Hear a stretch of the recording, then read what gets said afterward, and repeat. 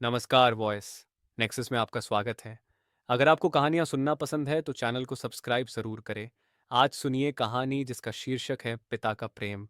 एक बहुत ही बड़े उद्योगपति का पुत्र कॉलेज में अंतिम वर्ष की परीक्षा की तैयारी में लगा रहता है। तो उसके पिता उसकी परीक्षा के विषय में पूछते हैं तो वो जवाब में कहता है कि हो सकता है कॉलेज में अव्वल आऊं। अगर मैं अव्वल आया तो मुझे वो महंगी वाली कार ला दोगे जो मुझे बहुत पसंद है। तो पिता खुश होकर कहते हैं क्यों नहीं, अवश्य ला दूंगा।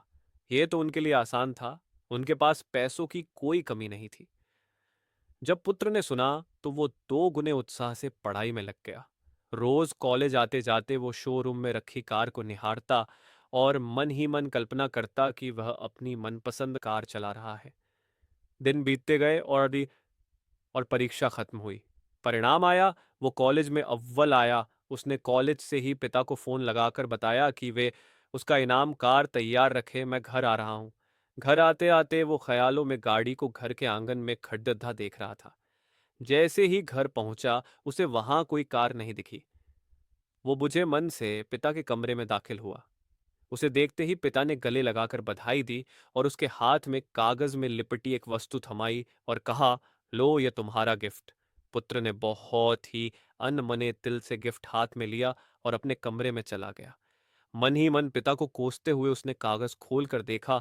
उसमें सोने के कवर में रामायण दिखी। ये देखकर अपने पिता पर बहुत गुस्सा आया, लेकिन उसने अपने गुस्से को संयमित कर एक चिट्ठी अपने पिता के नाम लिखी कि पिताजी, आपने मेरी कार गिफ्ट न देकर ये रामायण दी, शायद इसके पीछे आपका कोई अच्छा राज छिपा होगा। लेकिन मैं खा शहर छोड़ कर जा रहा हूं और तब तक वापस नहीं आऊंगा जब तक मैं बहुत पैसा ना कमा लूं।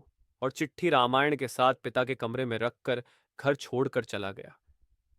समय बीतता गया। पुत्र होशियार था, होनहार था, जल्दी ही बहुत धनवान बन गया। शादी की और शान से अपना जीवन जीने लगा। कभी कभी उसे अपने पिता की याद आ जाती तो उसकी चाहत पर पिता से गिफ्ट ना पाने की खींच हावी हो जाती।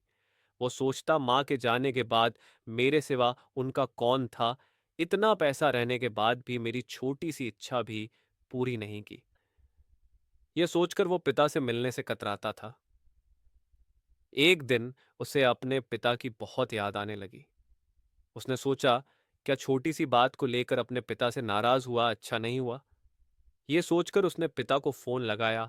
बहुत दिनों बाद पिता से बात कर रहा हूं, ये सोच धधकते दिल से रिसीवर थामे खड़ा रहा।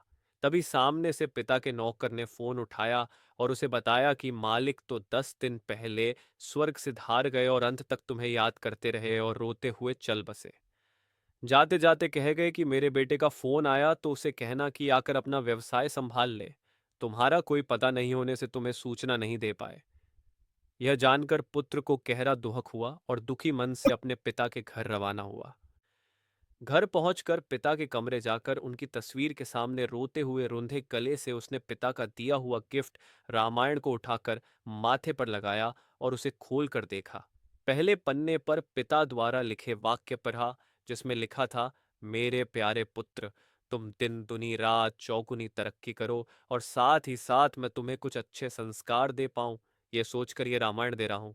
पढ़ते वक्त उस रामायण से एक लिफाफा सरक कर नीचे गिरा, जिसमें उसी गादी की चाबी और नगद भुगतान वाला बिल रखा हुआ था। ये देखकर उस पुत्र को बहुत दुख हुआ और धड़ाम से जमीन पर गिर रोने लगा। हम हमारा मनचाहा उपहार हमारी पैकिंग में ना पाकर उसे अनजाने में खो देते हैं।